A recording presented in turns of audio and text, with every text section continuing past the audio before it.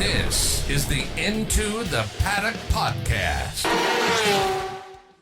Porque te amo, le, le, le, le, le, le, man. Le, le, le, le, le, le, le, le, le, le, le, le, le, man. Le, le, le, le, le, le, le, le, le, le, le, le, man. Late night Le Mans broadcasting is weird. So, if you hadn't guessed, we're going to be talking about the Le Mans 24 Hours in this episode. And yeah, I think my favourite thing, other than anything that goes on in the racing, is the slow descent into madness that all the commentators seem to go on. You know, you frequently have the English commentators talking about doing heroin and eating cake. You know, you've got the Italian broadcasters who start singing. Was it Spanish? Spanish, yeah. And then the Brazilian commentators were apparently talking about Counter-Strike in the middle of the night. Like, what? What happens in Le Mans? What a race it was. I think, you know, last year's was one of the best Le Mans 24 Hours there's been for a long, long time. And then this one decided to say, oh, you ain't seen nothing yet. Just as a very general synopsis before we talk about details, I feel, you know, whereas last year's was quite chaotic for a vast period of time, I think this one was more just consistently excellent throughout. Yeah, absolutely. I know we've been saying it all season, but this race showed that road endurance racing is the real pinnacle of motorsports right now. Like, every time the race was going green, it was just fantastic battles up and down the field. Every class, just they were all going at it, and it was just a joy to watch. Like, I didn't want to drag myself away from it because it was just so enthralling and entertaining the whole time. Just like, this is great. I love this. Rain was an ever-present factor. We went into the race thinking that it was going to be only really affecting the Sunday. And instead it decided to come and go basically every 2 hours at varying degrees of intensity. And it was quite fascinating to watch the teams having to literally decide, you know, because there's no intermediate tyres in WEC, there's no tyre warmers either, so you had teams deciding to stay out on slicks, and it was terrifying. You had teams gambling for wets, but then it dried up too quickly. This race really did have everything from the changeable conditions to the strategy to just the raw racing that happened at various stages throughout the race. And I think the best way to summarise how good this Le Mans was is a stat that I heard that I almost didn't believe. This is the first time in Le Mans history, bearing in mind we're entering a new century of Le Mans 24-hour racing, this is the first time in its history that more than 2 cars have finished on the lead lap overall, and 9 of them did. Holy shit. It's hard to fathom, isn't it? Like, in all that time, there has never been more than 2 on the lead lap at the end. Now, I know that the safety car will have done a lot to have keep the field bunched up, but nevertheless, what a you know, these regulations just keep delivering again and again and again. And yeah, we really are, you know, we keep saying it, and we said it about 12 million times this year already, we really are in a golden age of sports car racing. I'm going to disagree with you right there. I've been hearing other people say this, and this just solidifies it for me. It's not a golden age anymore. It's a platinum age. Yeah, I like that. There you go. That works out. Like, golden age, like, yeah, you had a lot of prototypes, and, you know, they broke down all the time. This time, we had over 20 cars in the top class, and all of them were competitive with each other at some point or other throughout the whole field. And then you put in LMP2s that have been the same regs for 10 years. They're always fighting tooth and nail. Then adding GT3s, which always fight tooth and nail no matter where they're at. Like, this was just, like I said, it was enthralling no matter where you're looking. Like, with sports car racing, it's always excellent racing this year. And then you add rain, it just takes it to that whole other level.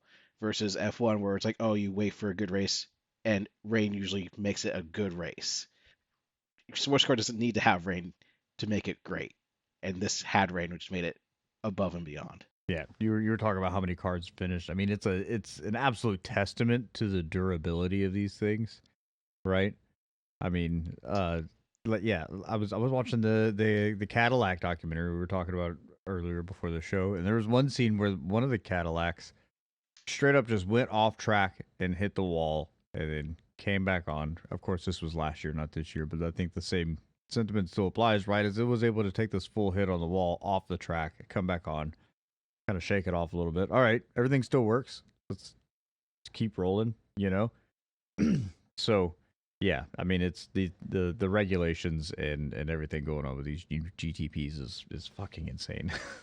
It really is. And we mentioned how throughout the weekend, not just the race, every manufacturer almost had a period of time where they were really, really quick. And I think this was no more summarized by the fact that in the first qualifying session prior to Hyperpole, BMW were fastest out of nowhere. And then you get to the Hyperpole session and Porsche pull one out of fucking nowhere to go pole position after an incredible lap by Kevin Estre. Go watch it on YouTube. Just watch how he enters the first chicane. He is full opposite lock for left-hand turn. He's turning to the right to catch the rear. And that was the pole lap. Yeah, that was the pole lap. Holy crap. It was incredible. And then we get to the race, and Ferrari move forward very early on and assert themselves as one of the fastest. And then throughout the race, it just kept swinging, either due to strategy or due to different cars being good at different points of their stint. We had Toyota leading for a long stage. We had Porsche move their way back to the front. Cadillac looked very good at one stage, and who knew that their drivers would be good on fuel strategy? Oh wait, two of their drivers are Alex Palou and Scott Dixon. Of course they're going to be good on fuel strategy. You know, it kept delivering like lap after lap, hour after hour, and just, you know, and we haven't even spoken about the other classes yet. You know, we mentioned the LMP2s. I'll admit that I didn't pay too much attention to them. I don't know what it was. Maybe it's because this is the one race they're doing in this WEC season. It just didn't, I don't know, I just didn't pay much attention to it. Early on, they were putting on a show and a half. They were drafting each other down the straightaways, just fighting the entire time. It was a joy to see. The only reason they didn't get as much camera time is because they're not the top class, but the racing was nonetheless just as good as anything else. But then a shout out to LMGT3 as well. You know, obviously this is the first year of these regulations for them, and I didn't think that it was any less competitive or exciting than it ever has been. It was fantastic to see such variety in the category, which was something that the old regulations were sorely missing. And again, it was a tale of, you know, you had multiple cars entering contention and exiting contention, sometimes in a barrier. But again, just the variety of the regulations in LMGT3 as well. It's so good to look down this results list for all the classes except LMP2 because it's a spec series, and just see so many different manufacturers, names, teams. It's glorious. Yeah, it really shows the cost controls for sports car racing are working to have big grids and competitive grids. Anyone has a chance to win. Manufacturers and privateer teams can compete against each other effectively for these world staged races. You can't get any better than this. Like, these cars are around 10 seconds slower than the old LMP1s. I don't care.